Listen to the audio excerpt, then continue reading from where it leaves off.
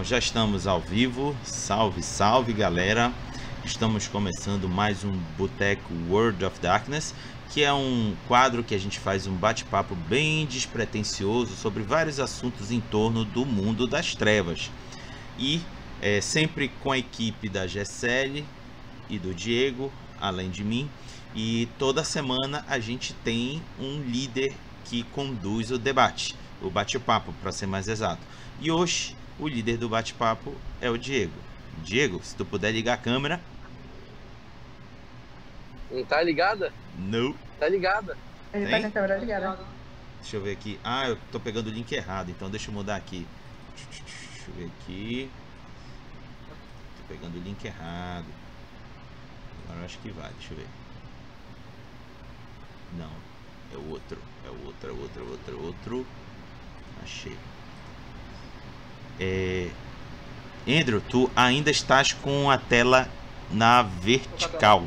Isso tu libera no teu celular. Basta na parte de cima tu baixar o dedo, aí vai aparecer aquela opção de liberar giro da tela. Diego, você é o nosso líder hoje. Assuma o quadro. E aí, pessoal, tudo bem? Sejam bem-vindos mais uma vez a esse boteco do mundo das trevas. É uma satisfação e um prazer enorme poder fazer esse painel juntamente com o Rodrigo Harabashi, da série Damasceno. Estamos aí há um ano, né, fazendo o painel e tem sido realmente muito agradável por causa desse formato informal, né, que todos vocês têm nos acompanhado aqui. E hoje nós temos um convidado que é o Andrew Torres, né, do Mukura Geek. E o Andrew, ele é um RPGista também de longa data aí, como todos nós aqui, e um fanzaço do mundo das trevas, né? Ele começou como a maioria de nós, se não todos nós, pelo Vampiro.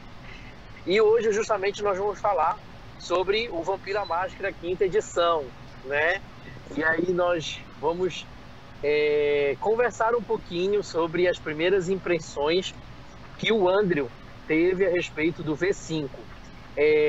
O Andrew, lá há uns 10 anos atrás, quando ele começou a conhecer o Vampiro, a história que eu acompanho dele, né, nós nos conhecemos também já faz um tempo, ele rapidamente se interessou não somente pelo manual básico, digamos assim, né? Enquanto alguns de nós conhecemos Vampiro, e aí nós começamos a querer conhecer outros títulos do mundo das trevas, como o Mago, Aparição, né, Lobisomem e etc. O Andrew, ele enveredou pelo Vampiro no sentido de se aprofundar na história de Vampiro à Máscara, né? Então ele captou aí vários suplementos de Vampiro, leu muitas histórias, e a presença dele hoje aqui é muito importante para o nosso painel, para que ele possa nos dizer a impressão dele, as primeiras impressões que ele teve sobre o Vampiro à Máscara quinta edição, não somente a parte de mecânica, que está sendo muito elogiada, mas especialmente a parte da lore, né, a parte do histórico, né, que saiu lá da base de 98 e nos trouxe agora para 2018, quase 20 anos aí de avanço da história. Então, seja bem-vindo, André, aqui conosco, né, para todos nós é um prazer. E aí eu vou passar a palavra para você, se apresentar aí, o tempo é seu. Olá, me chamo André Torres, eu também tenho um canal no YouTube, iniciando ainda por aqui. Aqui fala sobre coisas geek, filmes, séries, etc. Como o Diego falou, eu sou mestre arqueirista faz um bom tempo, né? Acho que 15 anos, um pouco mais. Eu iniciei com Tormenta, mas depois, logo em seguida, eu conheci o Vampiro à Máscara. Basicamente, desde então foi meu amor à primeira vista. Então, acho que o Vampiro à Máscara me ensinou muito do RPG. Achei um sistema muito fácil de aprender inicialmente. Fora que também trazia uma temática que eu não conhecia ainda, né? Que era vampiro. E pra mim, vampiro eu assisti em filmes, mas eu nunca imaginei jogando em um RPG. imaginava Castlevania como um jogo de videogame, mas não imaginava que poderia ser tão diferente jogando dentro de um RPG, um vampiro um pouco mais sério, um pouco mais pesado, na época meio gótico, um pouco mais forte também. E depois de anos, no caso, né, cheguei a pegar 20 anos ainda, não cheguei a pegar a fase Requiem, né, meio que eu pulei essa fase direto pro esse novo vampiro. Quando eu peguei o livro a primeira vez, eu não esperava que eles fossem fazer uma remodelagem tão distante do que ele era antes, porque, querendo ou não, eles se reinventaram, basicamente. Tu pega o livro, primeiramente, tu vê, nossa, parece um catálogo da Vogue, cara, porque a imagem tá muito boa, a impressão tá diferente, a fotografia também. Diferente do que era antes, né, que a gente pegava um livro um pouco não mais simples, mas toda a arte era diferenciada, até mesmo para quem pegava a imagem, via os vampiros, imaginava aquilo como um personagem, e meio que agora eles não, eles fizeram coisa um pouco mais fotos, mais montagens, muito mais modernizada, né? Eu gostei muito a lore, basicamente, do Vampiro Mágico, desse novo. Ele vem trazendo, né, um pouco do antigo, vem remodelando também algumas coisas. Eu achei muito interessante, talvez por isso eu não gostei tanto do Requiem e gostei mais desse. Gostei do 20 anos, apesar que algumas coisas eu fiquei com medo que eles fizessem a mesma coisa no 20 anos, como eu fazendo isso aqui agora, que basicamente eles talvez pegassem muito material já utilizado, né? E depois trouxesse para cá novamente, depois de novo, só fizessem cola e copia nesse novo livro, que não fizeram. Ele é um livro para quem não conhece o Mundo das Trevas. Eu, sinceramente, estou lendo, acho que não conheço o Mundo das Trevas como imaginava que conhecia. E a lore, meio que, apesar que no livro básico tu pega algumas coisas, mas não é muita informação para quem está começando. Então, eu acho isso muito interessante do livro também. Eu, basicamente, sou muito fã de lore de Vampira Mágica. Então, basicamente, eu comia a lore, né, de Vampira Mágica. O Diego sabe que eu me alimentava disso, até eu ia mesmo para ler livros espanhóis que não vinham para o Brasil e tudo mais. E eu gostei de uma lore mais enxuta no básico, assim não sobrecarrega o novo jogador que está entrando no nosso mundo. A gente que já está vivido, a gente tenta se adaptar a esse novo ano, esse novo milênio, né, que chegou no Vampiro Máscara, porque foi uma grande atualização de lá para cá, dos anos de 90 para 2018. Foi um pulo muito grande, né? E também, meio que, como eles iam fazer para corrigir o time, tempo de julgamento, né, que ficou aqui no Brasil, que foi o último livro, né, lançado para terminar o Mundo das Trevas, né, edição, e recomeçar agora, depois tentaram o Requiem, né, e agora para esse, meio que juntaram, alencaram, fizeram uma ponte muito boa, onde você basicamente consegue aceitar o que aconteceu no tempo de julgamento lá do livro deles, o último pelo menos. Eu achei muito bom, tanto que eu chamei jogadores novos para minha mesa, que nunca viram o Vampiro, peguei e mostrei o livro, ó, esse livro é Vampira Mágica. Eles começaram a olhar e falaram assim, nossa, que livro bonito, que livro bonito. Tipo assim, primeiramente, que bonito. Nem parece RPG, tipo, assim, as imagens estão muito elas chamam a atenção, prende a atenção da pessoa, e os textos estão muito modernizados. Até a forma, o linguagem coloquial, em alguns pontos, deixa a leitura gostosa de ler. Aí eles pegam, colocam figuras, montagens, meio que... O que já fazia antes, né, Vampira Máscara, colocava lore pela parte dos livros, assim, onde você começa a ler, começa a identificar, tu vê mensagem no celular, tu vê, nossa, uma das telas realmente se modernizou e tá muito bonito, basicamente. Legal. Não sei se vocês conseguiram captar o mesmo que eu quando eu peguei o livro, porque pegou em mãos o Vampira Máscara há 20 anos, mas eu senti a forma que eles modernizaram totalmente o livro. Tá muito legal, tá muito convidativo para uma leitura, sem dúvida. Legal, vamos passar agora para a Gisele, depois a gente vai para o Rodrigo Rabacha, sobre o que nós queremos saber do nosso convidado sobre as primeiras impressões do V5. E um ponto importante, não precisa ser resumido só o Vampira Máscara, quinta edição. A gente pode incluir aqui no nosso bate-papo as próximas edições, os próximos títulos que vão vir para a quinta edição. Tá bom? Gisele, é contigo. Gisele Damasceno é a narradora de Tindley. Jansen, Sim. o André S., que é o narrador de Chandler, também. Então, vocês aí vão ter alguma sinergia, eu espero. Olha aí. Eu sou muito fã de aí também. Perfeito. Aqui é o freehold do boteco. Tá, uma das coisas que eu reparei no livro, peguei esses dias, foi que ficou realmente muito simples para apresentar para novos jogadores, sabe? A possibilidade de fazer um personagem complexo, ao mesmo tempo com a possibilidade de tu fazer uma ficha super rápida para jogar no mesmo dia. Então, essa possibilidade dentro do livro, isso é fantástico, sabe? Era uma coisa que, por exemplo, eu não via dentro das outras edições. Para mim, eu demorava, sei lá, um mês para fazer uma ficha, para tentar me decidir. E agora eu acho que é possível tu fazer uma coisa para jogar, sabe? Se divertir de leve com os amigos. Mas também é possível tu criar uma história bem complexa do teu personagem. Entre uma pergunta que um comentário que tu falou, que eu fiquei bastante curiosa, foi que tu fala que existe uma conexão entre o tempo de julgamento com essa edição. Qual seria essa conexão que tu fala? Não, no caso, é que eu fiquei muito apreensivo como é que eles iam fazer depois do Ravnus, né? Ele aconteceu toda a situação dele lá no Oriente e como é que eles iam tratar o tempo de julgamento e nos explicar como é que nós matamos um antediluviano aqui e o mundo continua perfeito agora. Então, teve toda essa... Então, basicamente, eles conseguiram, tipo... Isso foi uma situação única, os Ravnus se ferraram, basicamente.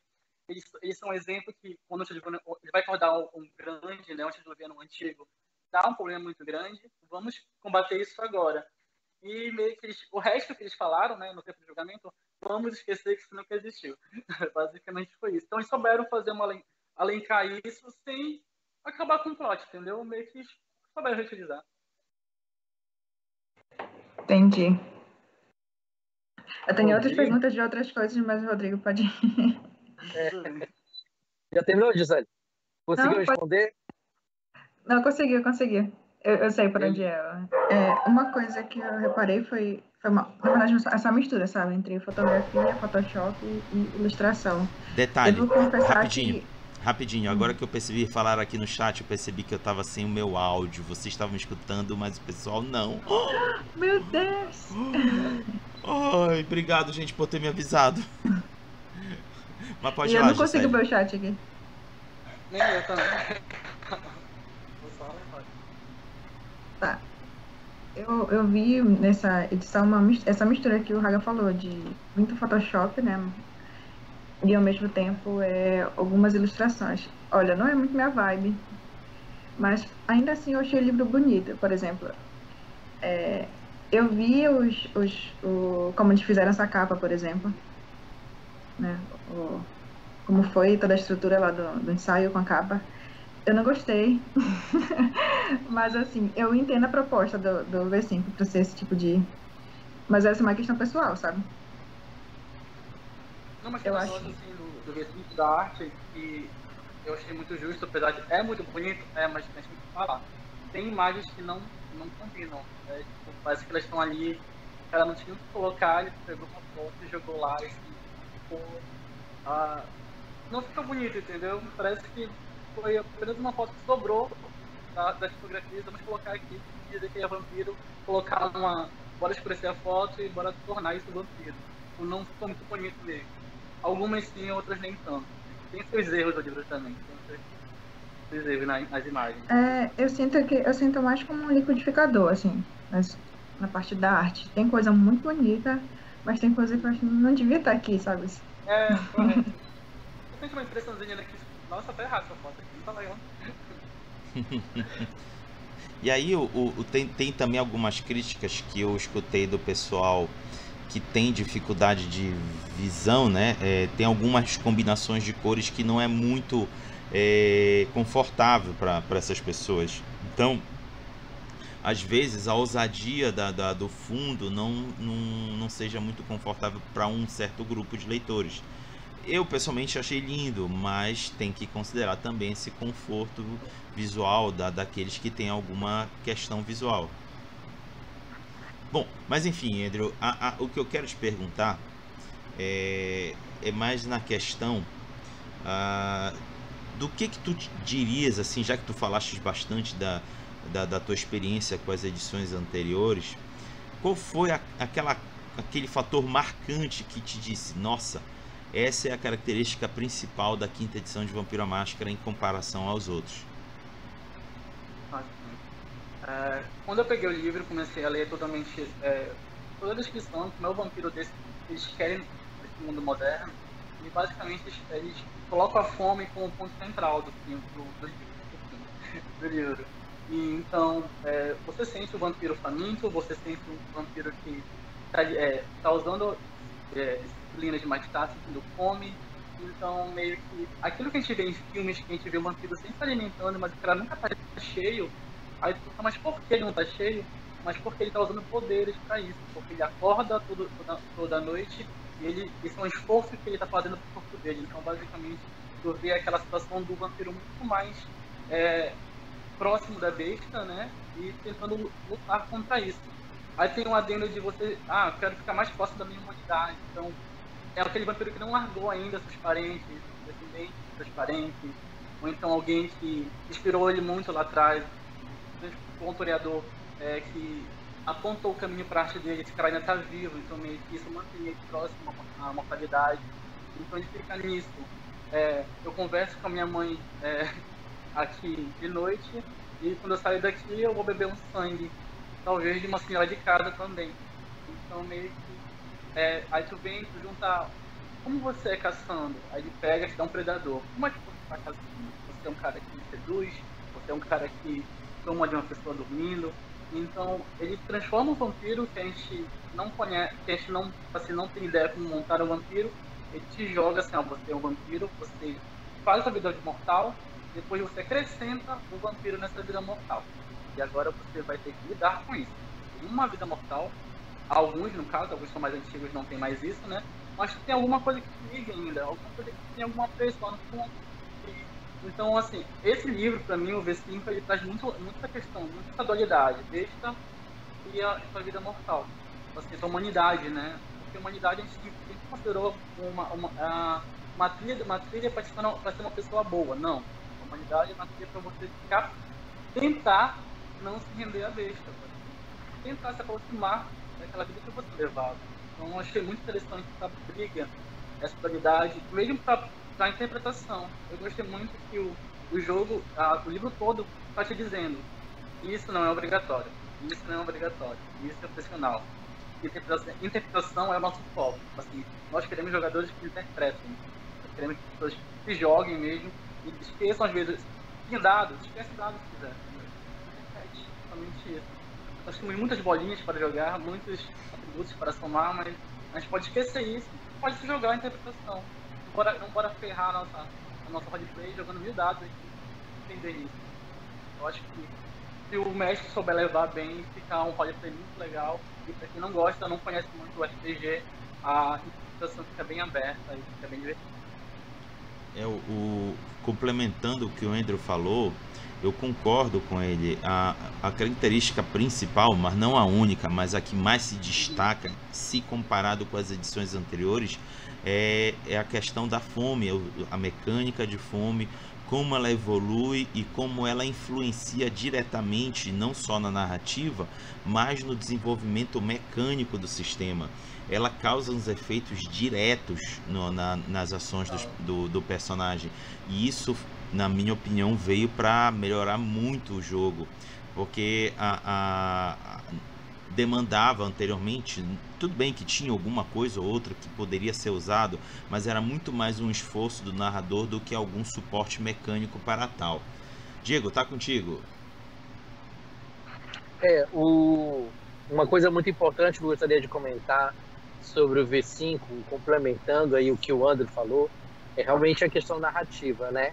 Então, agora nós temos, digamos assim, tecnologias de design de jogo que foram colocadas no V5, que elas contribuem para que haja uma narrativa mais coerente com a criatura sobrenatural, né?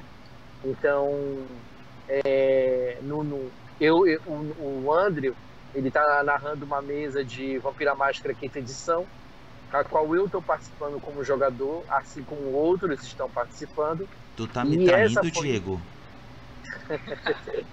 Égua, Diego. Bate aqui, bate. Que isso?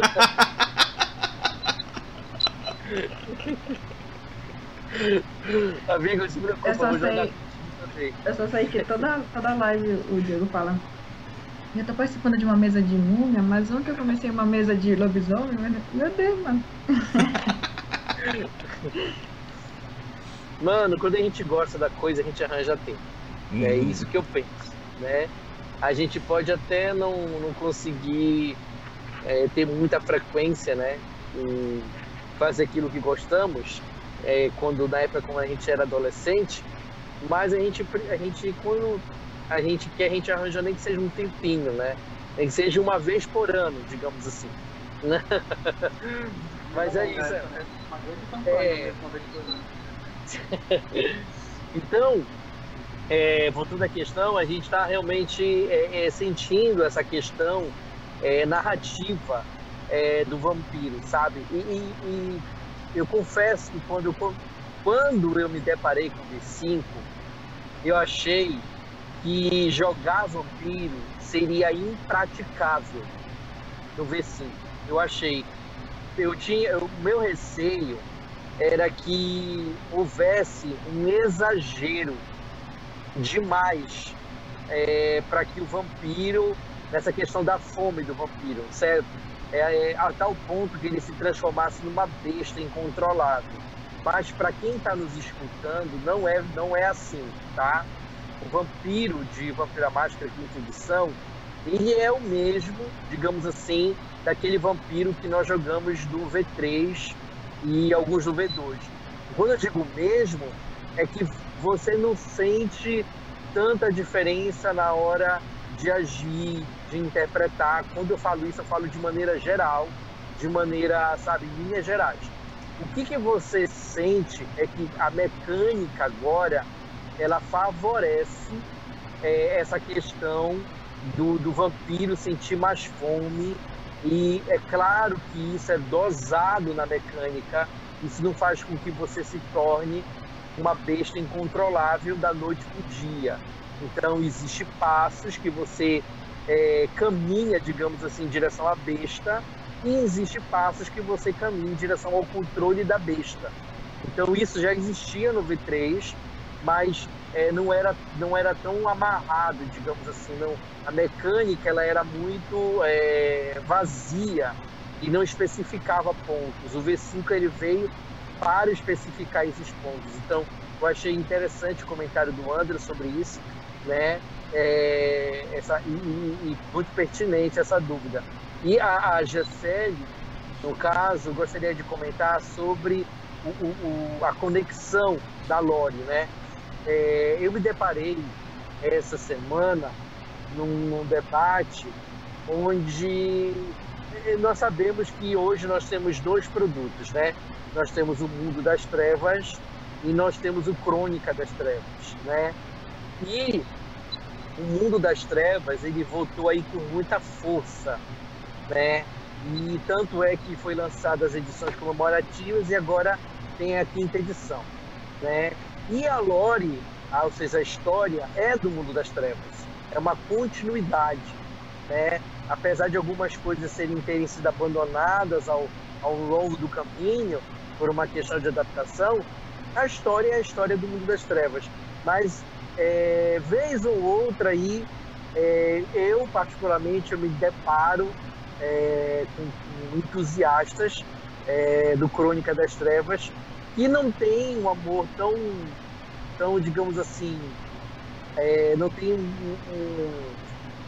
um gostar mínimo que seja pelo Mundo das Trevas, e acabam por dizer e espalhar a notícia de que a lore do quinta edição é, na verdade,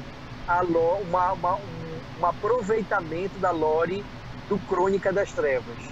Então, eu gostaria de aproveitar esse momento para que vocês pudessem conversar comigo sobre isso.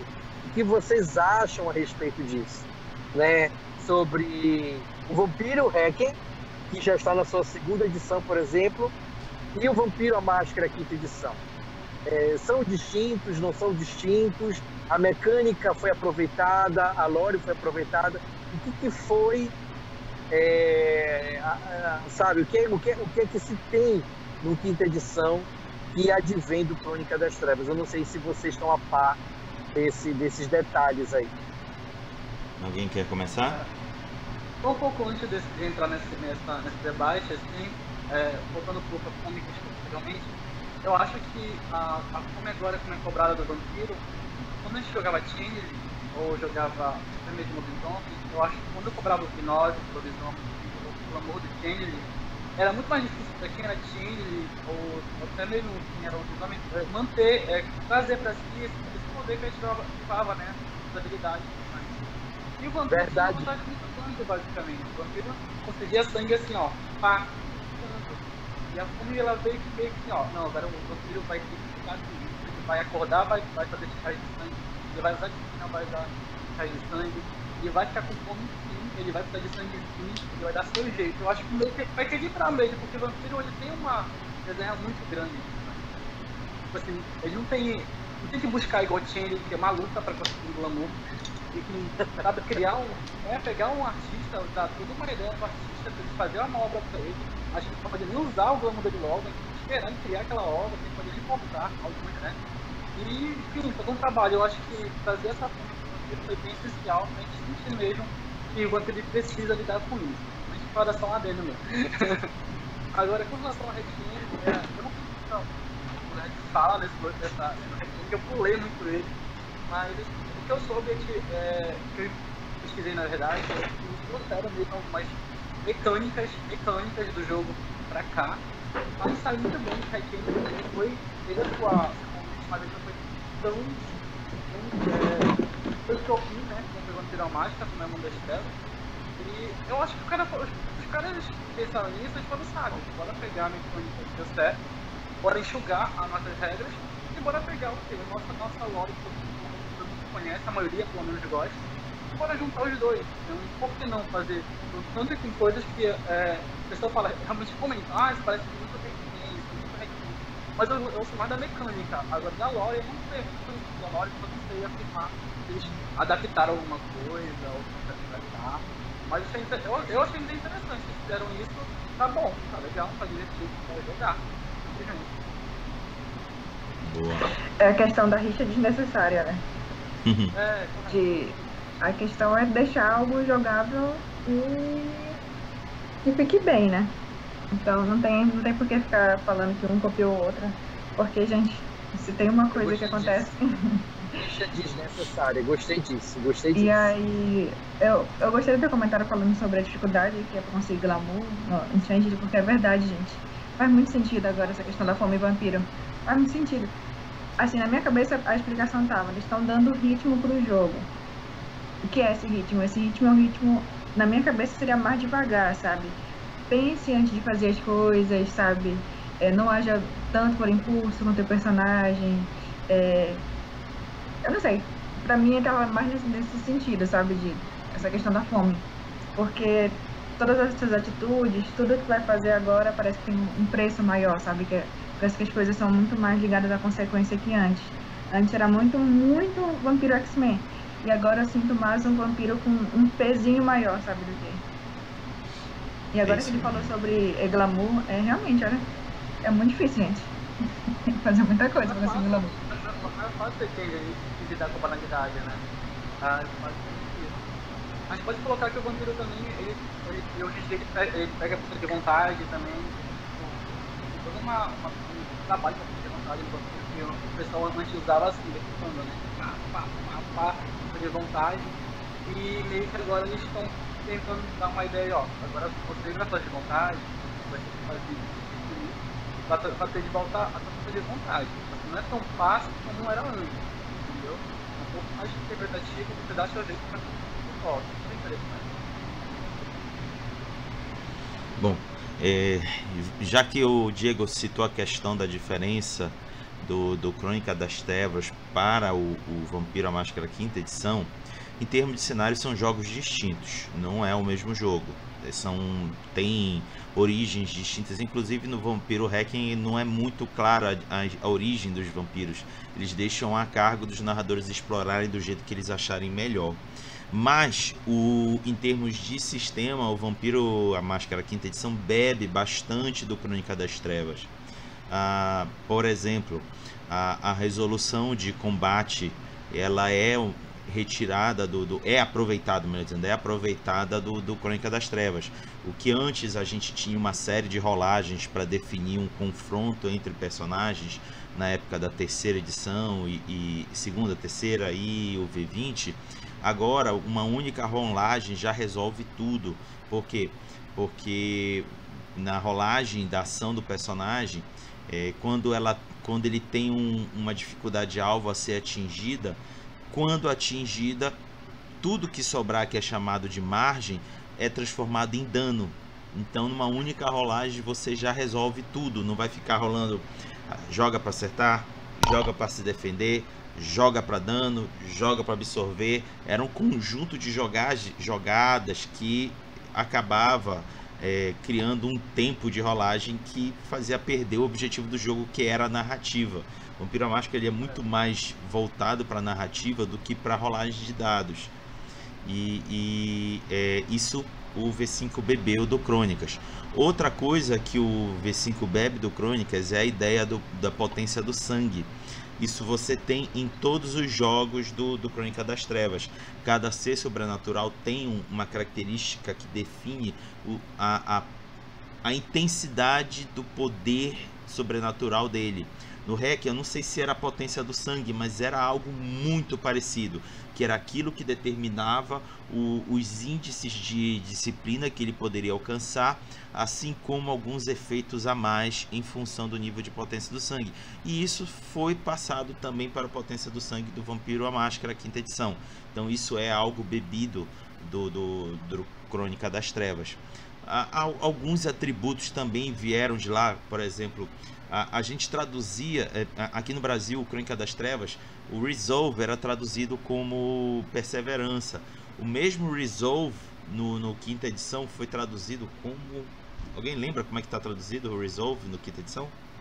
Não. Bom, enfim. Não é Perseverança também? É logo depois de inteligência, raciocínio, e depois vem... Deixa eu ver. Não seria determinação? Determinação. É porque no Crônica das Trevas aqui no Brasil foi traduzido como Perseverança. Essa ideia foi mantida. A ideia que eu digo é para o que ela é usada nas rolagens de dado. Então ela foi também trazida do Crônica das Trevas para a quinta edição. Ela não existia nas edições anteriores. A gente tinha logo fazendo grupo com a inteligência e raciocínio, era vocês lembram qual era o atributo que fazia parte desse grupo intelectual? Era atributo, raciocínio e percepção. Percepção. Enquanto que percepção foi migrado para o campo de habilidades. Então essa característica veio do Crônica das Trevas e o V5 bebeu isso. É basicamente isso. O restante, por exemplo, fome é uma coisa original. É uma coisa original do quinta edição. As manchas na humanidade, acredito que também seja algo original da quinta edição. Aproveitando que vocês estão assim, que nós estamos nessa conversa a respeito do V5 e das diferenças com o Vampiro Hacking, vocês estão conseguindo me escutar, né? Sim. Alô? Que nós estamos, né, nessa conversa, eu só queria fazer um adendo para ir para a próxima, digamos assim, pergunta sobre o V5, mas ainda dentro disso, né? Tem muitas pessoas na comunidade, tanto do Crônica das Trevas como do Mundo das Trevas, que defende que o Mundo das Trevas, agora quinta edição, ele possa não somente absorver a mecânica, mas em alguns títulos absorver a lore, digamos, do Crônica das Trevas. O Vampiro à Máscara, por exemplo, não absorveu nenhuma lore do REC. Isso eu já sabia, o Hagabashi apenas, né, trouxe isso aqui para nós agora. Mas eu vou dizer para vocês, por exemplo, a respeito de outros títulos. Tem pessoas que defendem que a lore do Lobisomem Apocalipse seja ou substituída ou pelo menos mesclada com a lore do Lobisomens Destituídos. Isso não é uma coisa isolada. Isso aí é um fato que corre nas redes sociais de maneira muito forte. Eu vou trazer outro título aqui que é sumariamente, digamos assim, atacado a sua lore, o Changeling. O Changeling, o Sonhar, ele tem a sua lore atacada de maneira muito forte. E quando eu digo atacada, eu digo assim, que eles subestimam muito, dizendo que o Changeling, o Sonhar não combina com o mundo das trevas. Então eles acham que se no futuro vier um Changeling de 5ª edição, eles defendem que, se não todo, mas uma grande parte da lore seja substituída pelo Changeling The Lost, que é o Changeling do Crônica das Trevas, que dizem que é muito mais superior que o Changeling do Sonhar. Depende, e isso para depende. todos... Pois é, para uma coisa continuar. Então, assim, o que eu gostaria de ouvir de vocês, nós que estamos aqui falando sobre o V5, e talvez nós vamos falar no futuro sobre as próximas edições de outros títulos, o que vocês pensam sobre isso? E para quem recebeu essa notícia agora, em primeira mão da minha boca, o que achou disso? Quem começa? Bom, acho que é. Eu só quero dizer. Porque o Lobisomem nunca foi minha área mais forte.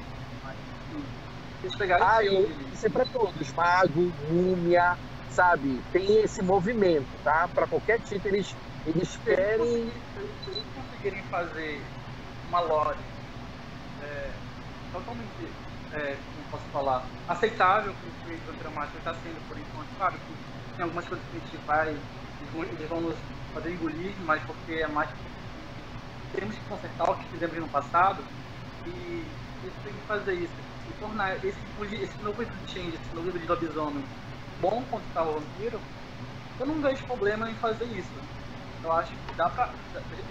Os caras fizeram esse plot antes, eles fizeram um plot novo, que era, no caso, toda a trama do The Lost, né? Eu acho que eles atualizarem, sonhar, pegarem alguma coisa do The Lost, mesclarem e jogarem no mundo das trevas, eu acho que isso não vai ser ruim. Eu acho que é bom, entendeu? Tem coisas boas no The Lost, mas tem coisas boas no Sonhar também. Então, daria pra ficar dependendo da forma de fazer, né? Obviamente. Então, acho que não tem problema com relação a isso. Olha que eu gosto muito de Change, então, Change, acho que eu gosto tanto quanto o Vampiro, mas eu não vejo problema nisso. Sinceramente, eu acho que Change eu vou outro, se acontecer. Tá? Mesmo porque eu achei The Lost muito bom também, tá? Então não tem uma preferência. Gisele. Não sei se tem a mesma opinião, né? Olha, eu podia falar, eu odeio The Lost, mas não, eu acho muito legal. Eu acho muito legal a proposta. É isso, a rixa não precisa, gente. As propostas são diferentes dos dois jogos. São diferentes. The Lost e Change. E assim, se tu acha que não tá no mundo das trevas, é porque tu nunca jogou Changeling, porque nunca jogou comigo. Tu vai querer fugir para o vampiro, querido.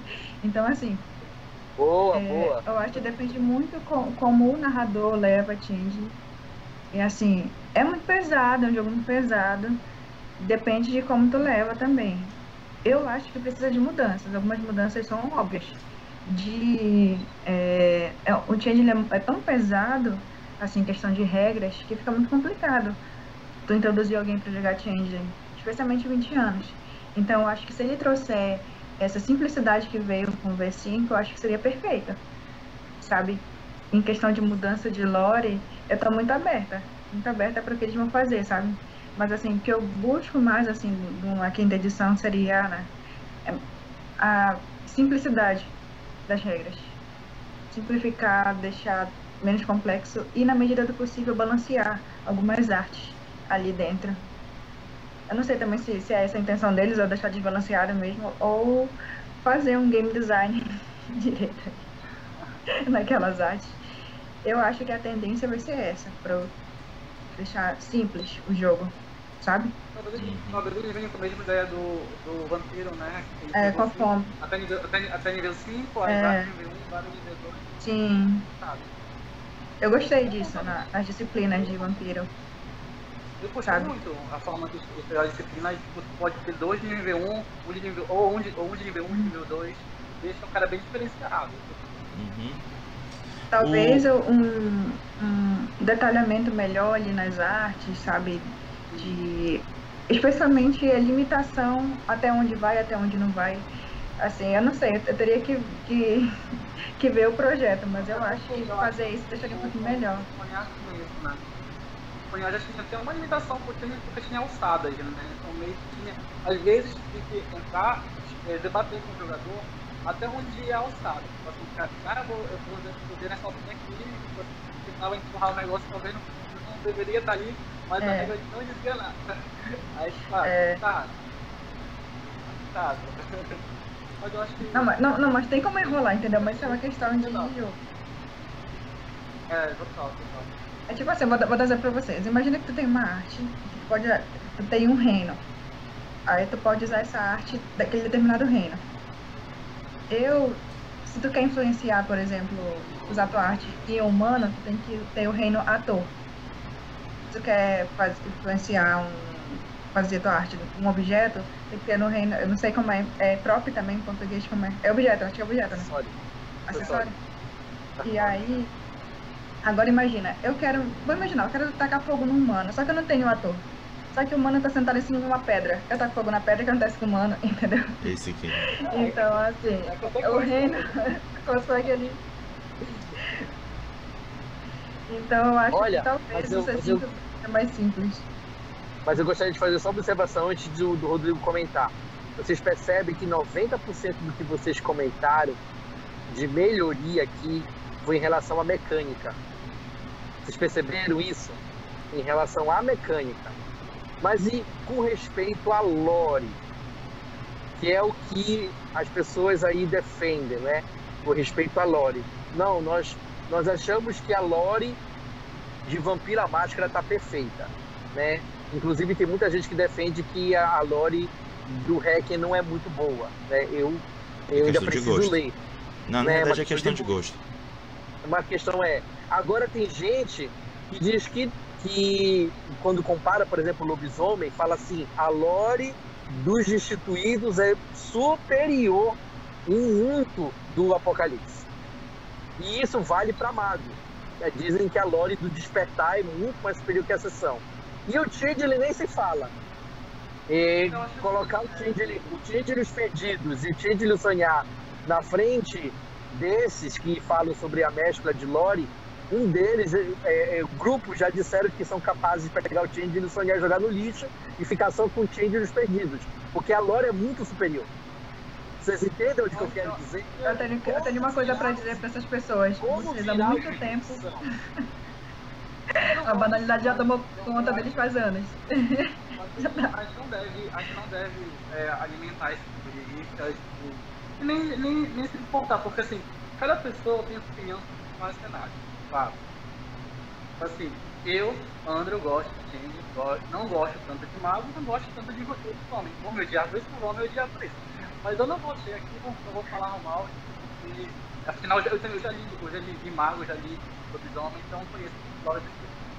Acho que a gente não deve alimentar. Se vai ter uma pessoa que vai chegar e vai falar assim, tá uma porcaria, e seria assim, bora jogar 20 anos.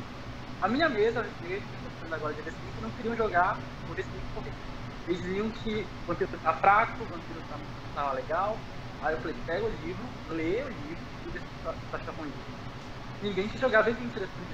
Por quê? Porque tava legal a nova história. O cara que é tão preso no passado, igual um vampiro mesmo, que não comprou, que como é que tá, anacrônico, consegue avançar. Porque às vezes ele acha porque o vampiro que jogava antigamente, né, era bem falação, geralmente. Então, assim, às vezes tu tava perdido naquilo que tu fazia, tu era um super aloprado, que nível 6 em um poder e tudo mais, e quando veio você perdeu a essência do vampiro que tá lá pra trás. Então, acho que o sonhar, ele, assim, se ele for mudar algo na lore dele, provavelmente ele vai, porque tinha muitos livros no Sonhar, né? Era muito livro. Era tudo que era país aí, tudo que era continente. Então, se vocês conseguissem, como ela falou, simplificar, talvez, deixar mais de boa, até meio questões na hora de montar um Change, um lobisomem e tudo mais, Vou avisar isso para quem não conhece o cenário, está chegando agora no blockchain, dessa forma. Eu acho que o mais importante ser realmente o que é a proposta de storytelling, né? Que é a narração. Então, se tu fica muito pesada a questão das regras, pra mim, perde um pouquinho, sabe? Disso. Eu não sei. E aí, assim, eu também não tenho problema com Richard nenhuma. Eu gosto dos dois, inclusive, um dia desse eu fiquei horas falando sobre The Lost com o mestre de The Lost. E eu achei incrível. Da mesma forma que eu acho incrível Changeling the Dream. É Changeling, pra mim. É muito legal pra quem gostou, né, da leitura. Mas como eu até falei logo no início, o livro do V5 deixa bem claro.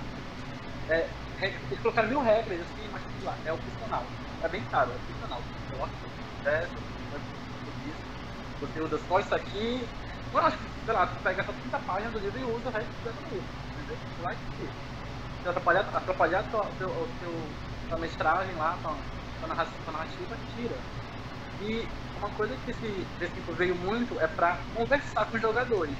Tu conversa pra montar Coterri, tu conversa pra montar o da crônica, tu conversa pra te mostra os pilares e debatem a crônica.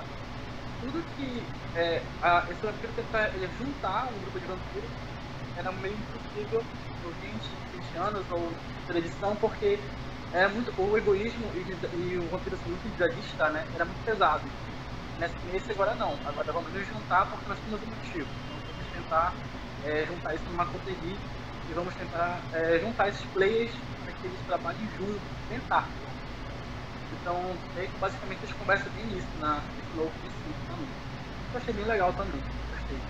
Pra quem é mestre sabe quanto é difícil juntar 7 vampiros diferentes no mesmo grupo e às vezes não tem como. Cada um tem outro objetivo diferente.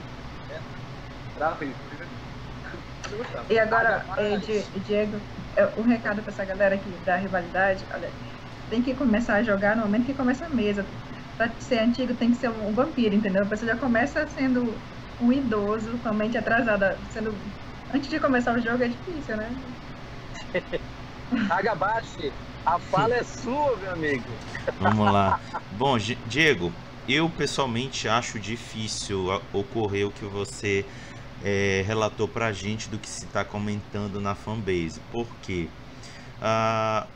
O que já se revelou nos suplementos de Vampiro à Máscara, no que se está comentando em torno do Lobisomem ao Apocalipse, e também o que se está comentando em torno do Hunter The Vigil, acho que é The Vigil, né?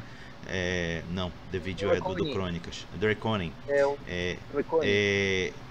Significa que eles estão se voltando para a lore clássica do Mundo das Trevas, que é um pouco diferente das lores específicas do Crônica das Trevas. Por exemplo, a lore de mago do Crônica das Trevas ela é diferente do Ascensão. Tem origens de poderes diferentes. Tem o tal de uma escada prateada que eles podem usar para ascender para os impérios arcanos. Não estou lembrado exatamente o nome, mas tem isso. Isso tu não vê na Ascensão. Na Ascensão é uma outra história, uma outra transcendência.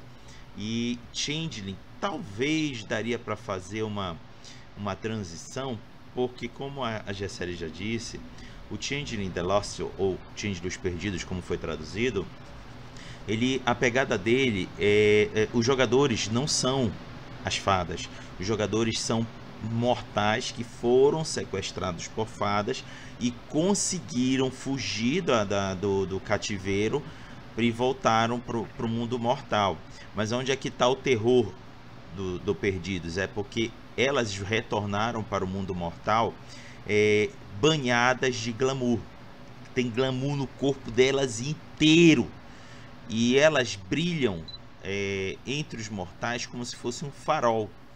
E somente as fadas e outros changelings conseguem enxergar os changelings. Ou seja, pensa que o cara pode estar no meio de uma multidão no meio da Times Square.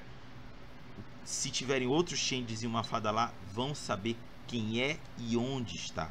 É esse o terror pessoal do Change dos Perdidos, e é o motivo do porquê que eles formam aglomerações, porque eles perceberam que coletivamente eles conseguem se defender de uma fada, porque a fada descrita no Lost é considerada uma criatura alienígena, não tem precedente nenhum para elas, foge a qualquer estrutura de pensamento ou composição da criação. Então eles só enxergam a única forma de garantir a existência deles se unindo, formando coalizões e lutando juntos contra a fada. Já no Sonhar, os jogadores são as fadas. Então dá talvez forçando fazer uma conexão, mas são propostas diferentes. Então eu pessoalmente acho, Diego, que isso não vem a acontecer, e é muito mais um movimento de fãs do que realmente da equipe de criação do Mundo das Trevas. Certo. Bom, olha, só para registro aqui, já que o Hagabashi ele coloca esses nossos botecos no YouTube, né? Então vai ficar aí pela eternidade digital. Eu vou dar um spoiler para vocês. Se no Change e o Sonhar os protagonistas eram os Kifaim, eu suspeito que no 5ª edição os protagonistas serão os Talaim. Caiam, viu? Caiam de surpresa quando vier, porque eu vou querer o Rodrigo Hagabashi dizendo: o Diego havia dito isso, que os protagonistas serão os Talaim. Grave essa palavra, Rodrigo, e diz sério, os Talaim, viu? Mas vamos lá. O Andrew caiu aí. Bom, o próximo ponto que eu gostaria de abordar a respeito do V5 é o quanto o movimento de clãs, né? Por exemplo, agora nós jogamos com a Camarilla, e agora nós temos um suplemento jogável que basicamente ficou no lugar do Sabá, que são os anarquistas, né? O que eu gostaria de saber de vocês é o que vocês acharam dessa emancipação dos anarquistas, né? E comentar a respeito da Camarilla, como ela está agora no momento. E de bônus, se der tempo, o que vocês acham? Mais uma vez eu trago aí o movimento da fanbase, né? Do Mundo das Trevas, especificamente de Vampiro, de querer forçar, no caso, com que no futuro o Sabá volte a ser jogável, né? Então eu jogo isso aí para vocês comentarem. Vamos começar pelo nosso convidado, Andrew, e aí giramos novamente a roda. Então, assim, os anarquistas, quando eu joguei 20 anos de edição, eles eram muito apagados dentro do cenário. Claro que um bom mestre ia trazer eles à tona e fazer boas características dentro do jogo, o jogador que fosse anarquista, mas às vezes o anarquista jogava e ele ficava muito próximo do Sabá. Tipo assim, aquela linha que separava o Sabá e o anarquista, dentro da mesa, se tu não soubesse interpretar, ia ser a mesma coisa, basicamente. Quando eles saem da Camarilla, eles tornam. Aí não, né? Quando eles se tornam realmente emancipados da Camarilla, os Gurhais realmente saem da Camarilla e vão pra.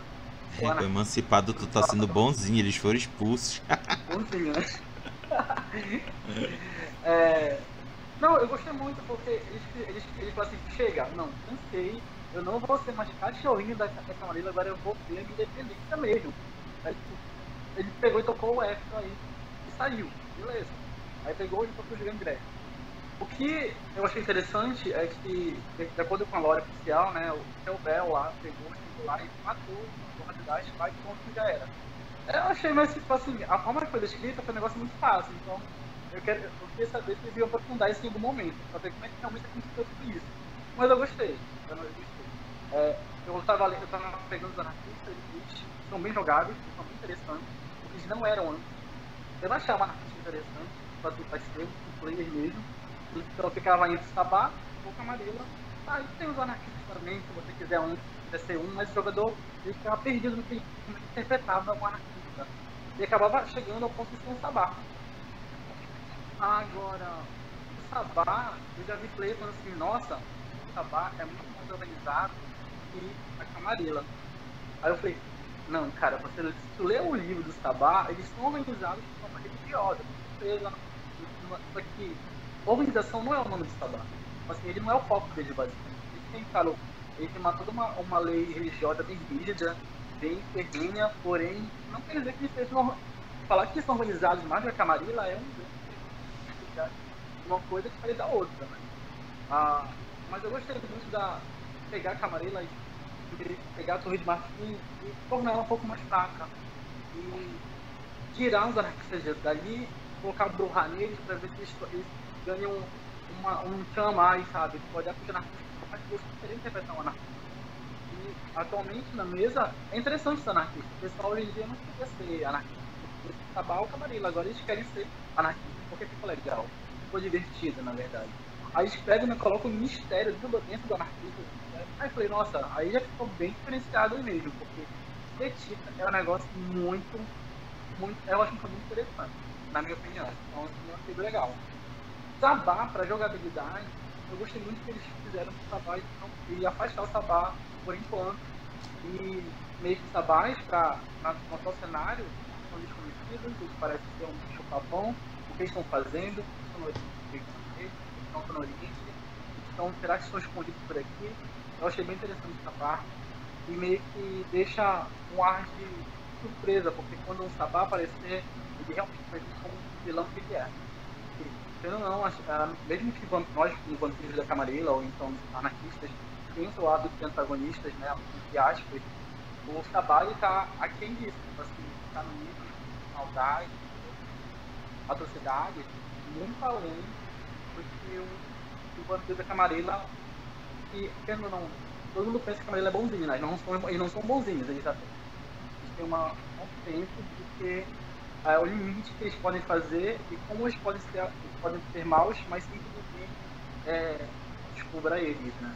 E os anarquistas têm uma ideia muito de sou independente, agora quero tomar meu território, quero meu lugar nesse mundo antigo, vou defender meus direitos, digamos assim, trabalha tem uma outra ideia nova agora. Eu gosto disso. E o mestre também é muito bom também para colocar como grande antagonista, até piores que a própria Inquisição, ele é um bom, na verdade. Vamos agora para o Rodrigo e essa série ela finaliza. Bom, o movimento anarco ele já era uma figura que se destacava nas cidades onde haviam príncipes da Camarilla. Por que se destacavam? Porque eram os principais contestadores da estrutura dominante da sociedade cainita local. Dificilmente eles concordavam com alguma coisa e eram sempre os primeiros a manifestar descontentamento. Só que a saída deles não foi uma decisão tranquila, foi uma decisão de imediato, porque a própria Camarilla se viu ameaçada por eles. O estopim disso foi o ato do Teobel durante uma das convenções de emergência, simplesmente espocar o Hadestadt e o Pieterszoon, Jean Pieterszoon durante essa assembleia. E isso foi uma resposta necessária da Camarilla de dizer, porra, não dá pra gente ter essa galera com a gente, senão eles vão se sentir à vontade de fazer isso de novo. Tanto é que em 2 cidades do cenário foram tomadas pelo movimento anarco. Uma foi Berlim e outra foi Londres. Então, o medo da Camarilla disso se espalhar pelo resto das cidades ao redor do planeta fez com que eles dissessem, não, anarcos, saiam daqui, a gente não quer mais vocês. E junto com eles foram todos os caitifes, todos os sangue fracos e qualquer um que não abraçasse a causa da Camarilla. Então a redução de poder da Camarilla foi muito mais uma necessidade de se proteger da cagada formada do que realmente uma vontade soberana. Eu, num gosto pessoal, eu gosto muito mais da proposta do movimento anarco do que da Camarilla, apesar de que a Camarilla fornece muito mais subsídios para uma jihad do que do movimento anarco. Um jogo do movimento anarco dá para explorar muito mais a questão de como você manter um território e a presença cainita em um terreno que não tem muita estrutura de influência dos poderes de uma cidade. O movimento anarco é muito mais focado no gado local, na comunidade, do que, por exemplo, vou me voltar a algum político para ele me ajudar a mudar alguma política pública da cidade. Isso é muito mais um papel da Camarilla do que do movimento anarco. Já o Sabá, eu acho, no formato em que a quinta edição foi construída, no formato mecânico de sistema, não daria para sustentar ele. Precisaria criar algumas outras mecânicas que sustentassem a questão das trilhas. As trilhas estão mantidas e elas não são compatíveis com o desenvolvimento de humanidade. Teria que criar uma outra mecânica, porque a mecânica da humanidade da quinta edição é focado em cima das convicções. Você usa a sua convicção para amenizar a aquisição de manchas na humanidade.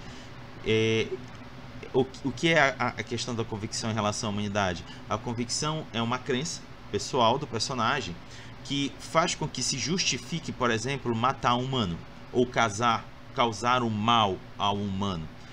Graças à convicção, você ameniza o ganho de mancha que naturalmente seria atribuída pelo ato. Então, tem essa estrutura na quinta edição que casa.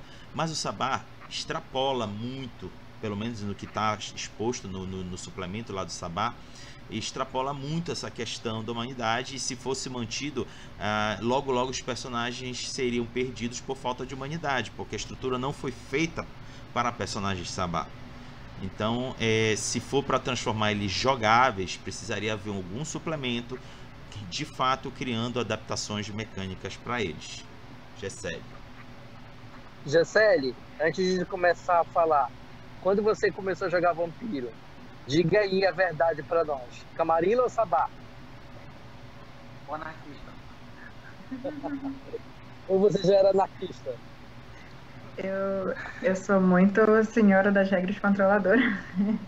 Sempre vendo. Mas assim, eu sempre achava muito Camarilla. Eu sempre achava muito estranho o fato dos Brujá ficarem na Camarilla. Sendo honesta, assim, pra mim não fazia o menor sentido. Então eles faziam todo um texto pela causa, e aí eram tratados como um cachorro, né? Cachorro cão de guarda. E isso não fazia o menor sentido pra mim, né? Pelo menos pro ideal que se passava do clã. Então agora tá mais coerente com que a descrição do clã é feita no livro, sabe? Eles ganharam mais moral, Gessele? Eles ganharam mais moral? Eu acho que agora ganham mais coerência com o que eles falam, que eles pregam. Eu acho que tem uma coisa assim, não sei se tem nada a ver, mas que eu tenho reparado, que esse vampiro parece estar sendo bem no sentido de quebrar aquela questão de hierarquia, sabe? Hierarquia, que sempre foi algo muito forte dentro de vampiro, parece que ficou frágil, né? Sempre que era algo sempre muito seguro, Vampiro à Máscara. Sempre existia aquela ordem que tinha que comandar o príncipe e tudo mais, existia a questão de respeito, era muito tremido, tinha muito isso, e eu acho que veio para mostrar que, como questão de estalo de dedo, tudo pode se romper, e tudo pode ficar, que era muito forte, que era muito garantido, ficar fraco. Então, vocês achavam que estavam muito seguros dentro dessa estrutura que vocês estavam, na verdade não existe nada seguro. Existem forças muito maiores do que vocês imaginam. Então, vocês demoraram, sei lá, quantos séculos montando isso, questão de segundos pode enfraquecer, porque é realmente muito fraco. Então, lutem porque é algo que realmente importa dentro do jogo, que é a vida de vocês. Então, assim, eu acho que veio muito nesse sentido de mostrar quão frágil é uma hierarquia e quão frágil é a sobrevivência dos vampiros. Legal. Alguém quer fazer algum comentário a mais, adicional? O que ela falou realmente foi basicamente isso mesmo. Eu achei muito interessante o que ela falou agora. Porque quando pega os plays novos, né? que antigamente, olha, tanto que a nossa mesa de vampiros minha, do Diego, dos jogadores, não tem ninguém com 10ª geração, basicamente todos com 10ª geração, porque antigamente não era interessante ter um neófito, ou ser um neófito que viveu muitos anos. É interessante você ter um cara com uma geração muito alta, né? Opa, muito baixa, na verdade. E aí, agora não, agora, tipo, agora que os antigos foram embora, né? Por embora, seria interessante, no caso, os mais novos tomarem o poder, e essa hierarquia que era tão... Porque, como eu falei pro Diego, os vampiros anciões, eles são basicamente políticos que passaram no concurso público, só que eles nunca vão sair do cargo deles. Eles vão estar lá sempre presos, e os mais novos nunca vão conseguir tomar o lugar deles. Mas agora que eles se mandaram por isso, cara, eles são homens deles. É agora que eles vão se juntar, é agora que eles vão pegar o que deveria ser deles, e agora que eles vão se fortalecer, porque quando eles voltarem de lá do Oriente, eles voltam, que era seu. Afinal, o ancião tem isso, né? De pertencimento. É meu. Se voltar, né? Se voltar. Tomara que não volte, tá bom assim. Mas eles vão voltar, assim, com certeza. Sem dúvida. Assim. Mas eu achei que realmente é bem isso mesmo. Tá muito... Ninguém tá seguro mais, né? Se nem a Torre de Martim tá segura, imagine os demais, no caso, anarquistas, ou então até mesmo o Sabá, com a Inquisição na porta, porque a Inquisição tá muito complicada. É interessante que a gente vai jogar um V5 em 2018 e a gente não pode dar um celular para comunicar. A gente tem que voltar lá pro arcade, mandar carta, mandar corvo. Isso aí, o jogador que play atual, cara, isso é muito pesado. Você não consegue se adaptar isso. É legal. Agabashi, nós temos algum comentário aí no chat, alguma coisa que apareceu? Teve um comentário mais cedo do Tévio, que ele disse o seguinte: na época em que eu jogava Vampiro no Cefete, o narrador Jorge, com quem eu tive o privilégio de jogar, ele pegava bem no quesito fome vampírica. Ele cobrava bastante sobre isso, diferente de outros narradores que não dava atenção para isso. Que ele fez um arremate em relação àquela nossa diferença de como a fome era tratada nas edições anteriores.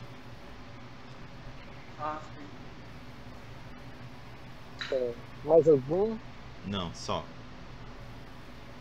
Outro assunto que eu gostaria de abordar com vocês, dentro desse universo do Vampiro, a Máscara Quinta Edição, é assim, o que vocês esperam? Nós tivemos agora as primeiras impressões, né? Todos nós podemos dividir as nossas primeiras impressões sobre o V5. O que o futuro reserva para o Vampiro à Máscara Quinta Edição, na opinião de vocês? Por exemplo, o André, ele acabou de soltar uma informação que tem a ver com o que eu estou abordando agora. Na opinião dele, ele acha que no futuro os anciões voltam. Eles regressam de onde eles foram, né? Então, isso aí é uma coisa que está ali no futuro do Vampiro Quinta Edição. Para vocês, o que o futuro está reservado para essa edição no questão de lore? Já segue. Gente, eu ia falar, deixa pro ancião aí, Agabashi, comentar as lores. Ele saiu. Volta aqui. Tá, então deixa eu começar. Assim, Diego, eu tava conversando um dia desse com o Lobo Loss sobre o futuro do Vampiro à Máscara. Hã? Quem é o Lobo Loss? O Lobo Loss é um ilustrador que trabalha produzindo ilustrações para editoras e também tem um canal no Twitch que faz produções e ilustrações. Ele participou do Vamptober, fazendo uma ilustração para cada dia. Ele é bastante conhecido no cenário nacional. Inclusive, ele teve as ilustrações dele exibidas lá no World of Darkness News. E aí a gente estava conversando, a gente meio que chegou a um consenso que o que a Paradox vai lançar em termos de suplemento é cobrindo espaços que precisam de respostas diante do que foi lançado na quinta edição. Por exemplo, se fala muito na quinta edição da Segunda Inquisição, mas não se explica como é essa Segunda Inquisição. Tanto é que o próximo suplemento, Segunda Inquisição. Também tem a questão da Guerra da Gehenna. Então eu acredito que deverá haver um suplemento de Guerra da Gehenna. Tem um outro que eu acho que é necessário, mas já me disseram que pode ser que por uma questão de se evitar preconceitos, mas se fala muito da She-Ra dentro da quinta edição e também do suplemento da Camarilla, porque é um aliado muito forte hoje da Camarilla. E acho que caberia um suplemento para eles, mas dizem que por uma questão de não sofrer retaliação e evitar algum nível de preconceito de quem for criar, provavelmente esse suplemento não virá. Então, deverão ser suplementos de preenchimento explicando o que eles jogaram na quinta edição. E eles vão abrir espaço para algo que ainda não havia feito e está ganhando força cada vez mais desde novembro: Storytellers Vault e produção de fãs. Eles não estão, além do Chicago by Night, falando de algum outro cidade by night. Pelo contrário, eles estão estimulando os fãs produzirem os by nights respectivos de suas cidades. É uma forma de gerar suplemento para a comunidade consumir à vontade e ao mesmo tempo ganhar dinheiro, porque eles ganham um percentual na venda de cada produto dentro do Storytellers Vault. E dependendo do material, se eles gostarem, eles podem dizer: não, isso aqui a gente gostou, bora tornar oficial. Eu acho que é esse o futuro. E só fazendo um bônus aí dentro dessa sua fala, Hagabashi, você acha possível os books dos clãs retornarem? Não, eu já acho difícil, porque não é mais o foco. Eles não querem contar a história do clã, eles querem contar tramas que estão rolando no cenário. Como eu falei, Segunda Inquisição, a Guerra da Gehenna e algumas outras coisas que valham a pena gerar um produto a ser consumido. Porque, por exemplo, Chicago by Night é um livro bacana, mas se não tivesse o conteúdo lá do Clã La Sombra, se não tivesse alguns outros conteúdos, qual a chance de você comprar ele para jogar? É de uma cidade que você não conhece. Entendi. Tem o Mundo das Trevas, uma das coisas assim que eu gosto muito dele é da gente se enxergar dentro dele, a gente transferir o que ele idealiza para dentro das nossas cidades. Não estou dizendo que a galera não goste de jogar em alguma cidade fora do Brasil, ou até dentro do Brasil, sei lá, o dia que criaram o Rio de Janeiro by Night, tal como existe, criado pelo oh meu Deus, esqueci o nome dele, o Daen, Felipe Daen. Não que a galera não queira pegar, tem gente que curte, mas eu já vejo, assim, já é uma opinião pessoal dentro da minha percepção pessoal, eu já acho que a galera gosta de jogar nas suas cidades. Então dificilmente o pessoal vai se olhar, por exemplo, para um Montreal by Night, para um Dallas by Night, para um, sei lá, alguma outra coisa by Night. Acredito que a falta de vivência dentro dessas cidades seria algum nível de impeditivo.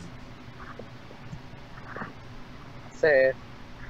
Gessélio, se você fosse a marketing do Vampiro à Máscara quinta edição, o que você faria? O problema de divulgação dos RPGs é um problema antigo, né? E vira e mexe a uma crítica dizendo que RPG ele é de um nicho, o que não é mentira, é uma verdade, né? Então, se você fosse responsável pelo marketing do Vampiro à Máscara quinta edição, o que você faria para que ele fosse mais conhecido dentro do público-alvo que ele quer alcançar? Qual é o público-alvo, né, que ele quer alcançar? Deixa eu me meter um pouquinho. Deixa-me me meter um pouquinho. Eu acho até que o público-alvo é um público de renovação. Não que eles não estejam se voltando para o público antigo. Acho que eles estão dando atenção ao público antigo, mas acho que o objetivo maior é gerar novos jogadores. Porque assim, eu gostei dessa iniciativa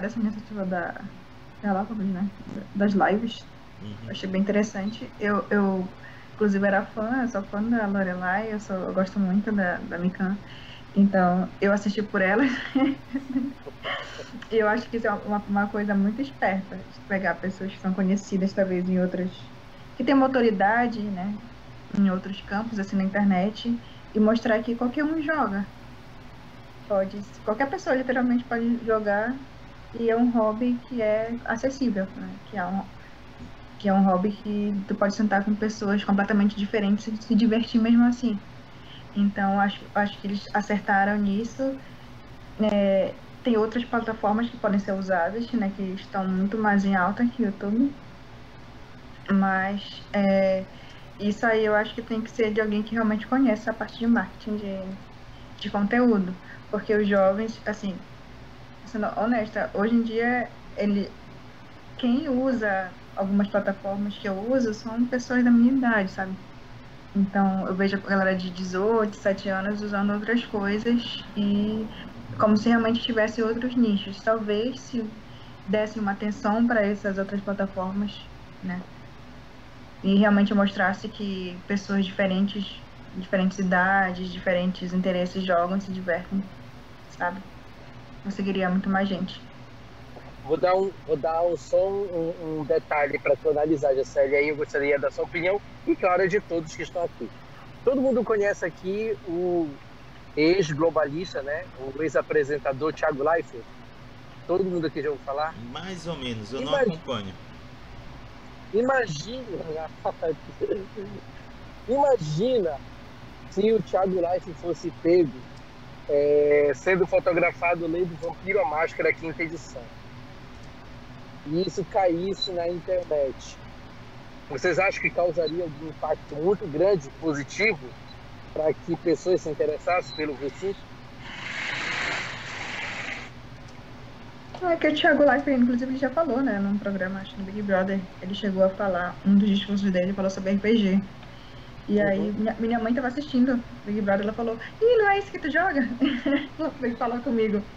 Então, por exemplo, a televisão já é um outro local, que é um local que já alcança outros tipos de pessoas, por exemplo. E o Thiago Leifert, ele era, pelo menos até onde eu sei, ele trabalhava para a Globo, né? Ele trabalhava mais com televisão. Então, a televisão pega outras pessoas. Mas, realmente, assim, tu pega alguém que tem uma autoridade, de certa forma as pessoas tratam com seriedade, a pessoa consegue ouvir melhor o que é RPG, assim, com um pouquinho mais de mente aberta do que vem sendo, né, divulgado. Como a gente conheceu. Agora, por exemplo, nós temos um Pura Geek que está aqui conosco, que é o André, que está começando o canal dele. Algumas pessoas o que seguem o Pura Geek não são RPGistas, eu sei disso. São pessoas assim que curtem. Pois é. Então aí vai a pergunta para o André. Essas pessoas que te seguem, André, que começaram a saber que tu joga RPG, especialmente quando foi registrado aquelas fotografias quase que da Vogue, né? Quando você está com o V5 aberto, né, e fazendo aquelas várias poses, que inclusive eu gostaria de destacar aqui que quando o André fez a postagem dele com essas fotos lá no grupo do Facebook do Vampiro à Máscara Brasil, isso gerou uma repercussão enorme, né? Uma repercussão muito grande. Então, assim, o que falta, André, para que o Vampiro à Máscara quinta edição atinja esse seu propósito, que é o que o Rodrigo falou, alcançar novos jogadores? Basicamente, como eu já foi aqui falado no caso, né, outras plataformas já existem para divulgar o Vampiro à Máscara. Então, muitas pessoas conhecem o Vampiro à Máscara até mesmo por jogos, por games mesmo, né? Então, lá no meu canal eu falei sobre Blood Hunt, né, que é um jogo que basicamente igual ao... não igual, né, mas é o mesmo estilo de Free Fire, só que para Vampiro à Máscara. Então, basicamente, o jogo é Vampiro à Máscara, a lore é de Vampiro à Máscara. Então, assim, tudo é baseado no Vampiro à Máscara, tem disciplinas, tem tudo, tem vampiros. E eu vendo os streamers jogando esse jogo, Blood Hunt, eles tipo assim, eles não sabiam dizer o que era, sobre o que era. Ah, é Vampiro à Máscara, mas não sabiam. Ah, o que é? É o jogo de vampiro. Ah, parava aí. Poucos conheciam RPG em si. A gente como RPGista, a gente já meio que, quem tá próximo da gente já sabe o que é RPG porque sabe que a gente joga. Então, hoje em dia meus amigos, meus familiares já sabem o que é RPG e quando ouvem RPG já sabem o que é porque a gente meio que tá influenciando eles a conhecer a nossa arte, né? Nosso hobby, né? Então, hoje em dia tem gente no TikTok que é focada em RPG, tem gente no YouTube. Hoje em dia tem tanta gente que faz streaming, né, de mesas de RPG de 3 horas, 4 horas que eu fico vendo de Vampira Mágica. Tem o canal Capim Remoto que eu sigo, né? Lá tem mais lá, eles fazem toda live de RPG, Vampira Mágica, eu achei muito interessante. Eu acho que sim. Quando eu criei o meu canal, meu foco era fazer para RPG, mas eu sabia que se eu fizesse só para RPG, talvez eu não tivesse um alcance um pouco maior. Porque ele não fica nas RPG muito grandes hoje em dia, só que ainda não é o alcance que o canal geek mais aberto tem. Então, o RPG ele tem um nicho ainda pequeno. Mas eu acho que com esse livro agora, com uma nova chegando, porque como ela mencionou, a Laura Fox é uma youtuber muito conhecida, ela já é uma youtuber já conhecida por falar muito de Game of Thrones, também outros livros, animes, e colocar o V5 nisso. É desmistificar o RPG, é tirar ele daquela fase que RPG só é RPG online, ou então RPG joga dado, tem um como é que chama? Eles chamam de como é o nome daquilo? Tabuleiro. Porque todo mundo que eu falo com você, eu jogo RPG, eles acham que eu jogo tabuleiro. Então, tabuleiro eu jogo lá. Não é bem assim. Então, levando isso para YouTube, com pessoas conhecidas, e tem muitos RPGistas que é conhecido, mas não sabe. E usando isso de forma positiva, como o Pita Galápagos, isso é bem interessante. Eu acho que traz pessoas mais para perto do RPG. Tanto que eu tenho pessoas que não gostam de RPG medieval, mas pegaram o livro Mágica, folhearam, gostaram do que viram e quero jogar. Porque lembra muito. Eu vi Underworld, eu vi um vídeo Vampiro no Netflix, gostei, quero jogar, acho que é igual a isso, quero jogar. Então meio que até mesmo alguns filmes estão ajudando a tirar esse pessoal da sua zona de conforto e tentar adentrar. Muita gente não gosta de RPG porque não gosta de interpretar, então tem que ficar na cabeça, nossa, se eu ficar no teatro, eu não sei interpretar, eu não sei me portar como um ator. Eu falei, não aceito, ninguém é ator aqui. A pessoa aprende por tempo. Eu era todo travado quando entrei no RPG, hoje em dia eu sou frenético de RPG. Tem que alguém que realmente não conheça, tenha receio de querer se interpretar de outras pessoas. Basicamente, eu acho que a internet está aí para isso, né? Um bom TikTok, o cara com um canal de YouTube bem divertido, consegue divulgar uma Vampira Mágica ou qualquer outro RPG de forma bem benéfica. Como já estão fazendo já e tem por aí. Pessoal, vocês têm alguma pergunta que vocês gostariam de aproveitar para fazer para o nosso amigo Andrew Torres, que eu não abordei, que vocês queriam ter abordado?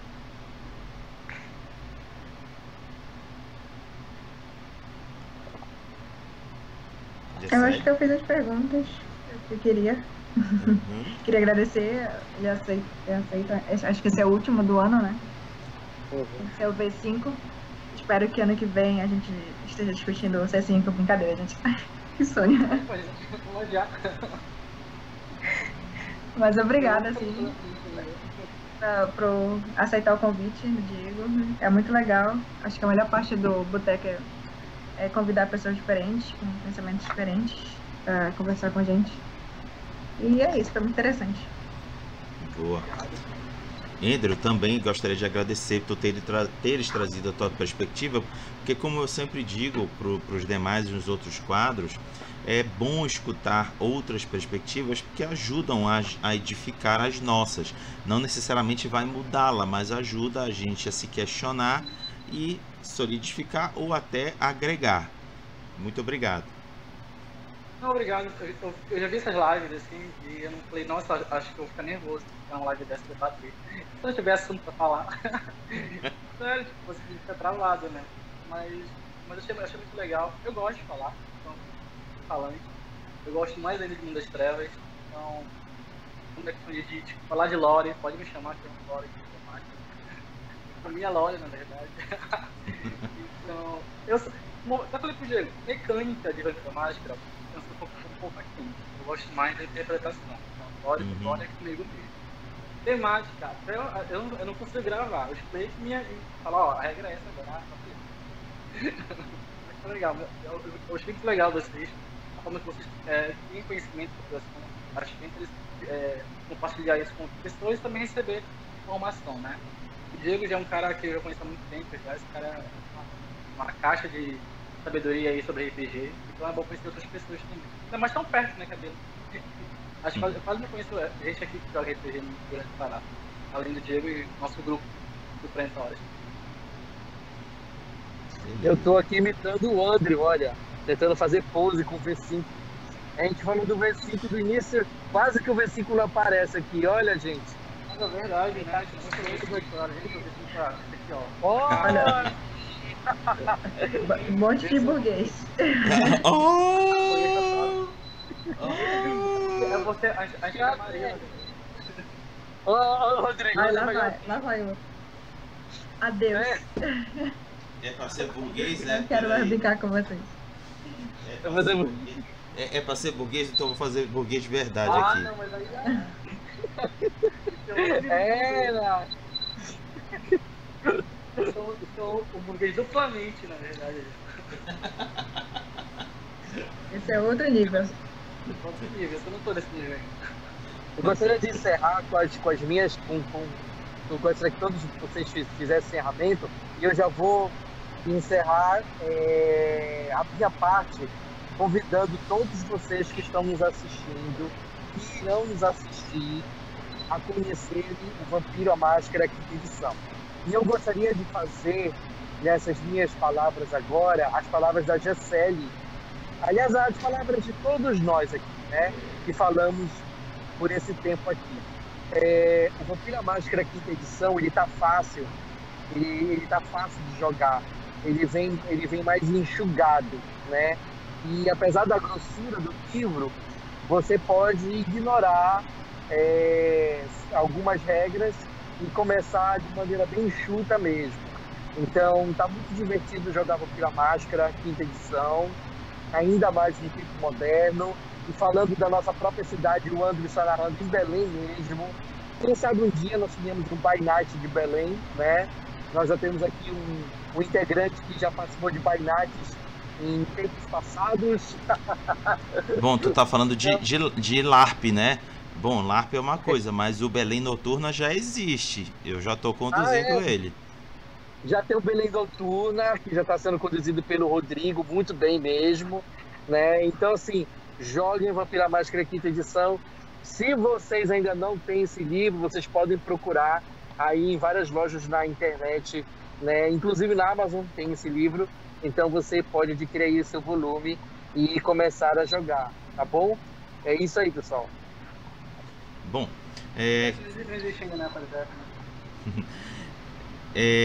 com assim o Diego dando encerramento, trago a triste notícia para vocês que este é o último boteco do ano, porque eu vou estar me ausentando de Belém a semana que vem. Para quem estiver curioso, eu vou dar um rolê lá em São Paulo e vou ficar até a primeira semana de janeiro. Então não vou estar aqui em Belém para poder fazer todo esse ambiente tecnológico para que a gente possa ter o boteco. Então peço para que vocês tenham paciência, que em janeiro nós iremos retornar com mais botecos. Sendo assim, peço para que a Gisele, o Andrew e o Diego junto comigo digam até logo para a galera. Falou, pessoal, feliz ano novo, Tchau, gente. boas festas. Ótimo. E Natal, divirtam-se feliz com ano novo. Feliz moderação. Natal. Ano novo, na verdade.